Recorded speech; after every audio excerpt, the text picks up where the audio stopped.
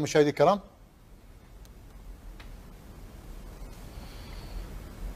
طبعا تيشيرت نادي نهضة بركان واحد من أقدم الأندية في المغرب، وهو طبعا الممثل الأول حاليا في المغرب خارجيا.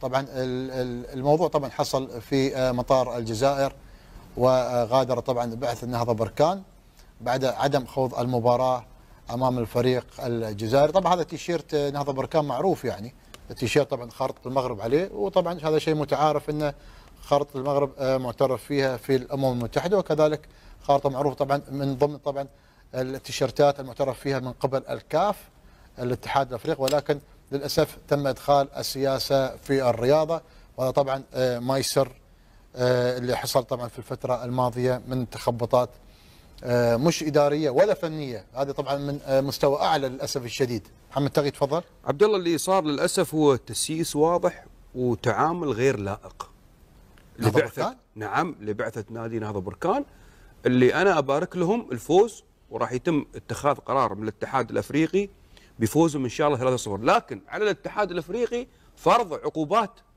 على النادي الجزائري والسلطات اللي أثرت على مجريات هذه المباراة واللي سيست هذه المباراة، لأن الكرة في قوانين الفيفا كلها لو ترجع لها ما فيها تسييس، مثل اللي حصل في الاتحاد، مثل ما صار في الاتحاد مع الفريق الإيراني. صحيح. تمام. فاليوم هذه الخريطة هي خريطة معتمدة دوليا، مش في الأمم المتحدة في مجلس الأمن، هاي الخريطة معتمدة. شو دخل الرياضة شو فيها أنت تجي زعلان من الخريطة ليش؟ يعني أنا ما أعرف.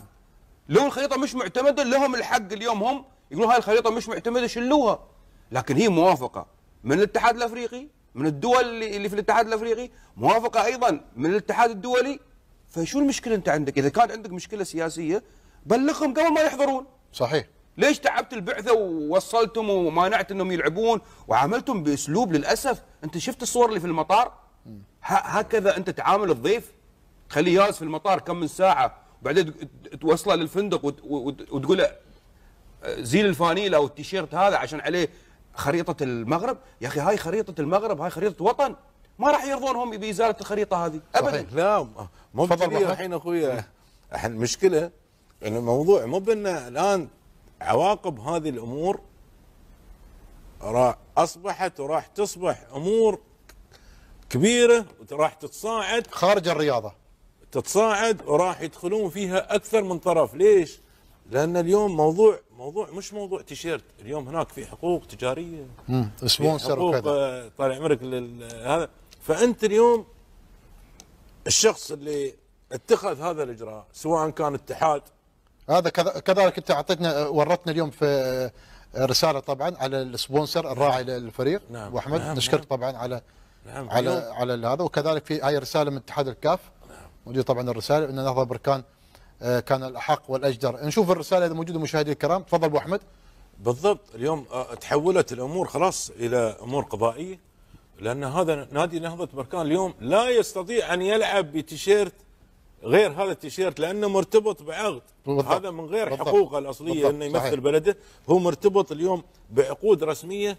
العقود هذه تكلفه في حالة أنه هو ما التزم بها راح تعرض لمسائل وعواقب قانونية كبيرة.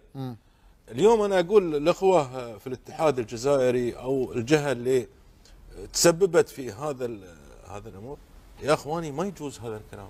طيب صحيح. اليوم نحن أشقاء. بالضبط. وإكرام الضيف واجب. أكيد.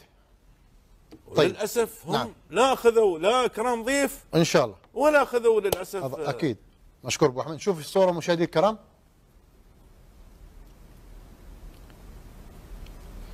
هذا طبعا عرضنا على الشاشه ابو احمد طبعا. بخصوص طبعا الراعي او السبونسر، العلامه التجاريه، وطبعا هذا حق مشروع انه يكون في استفسار من الشركه او الراعي اتجاه.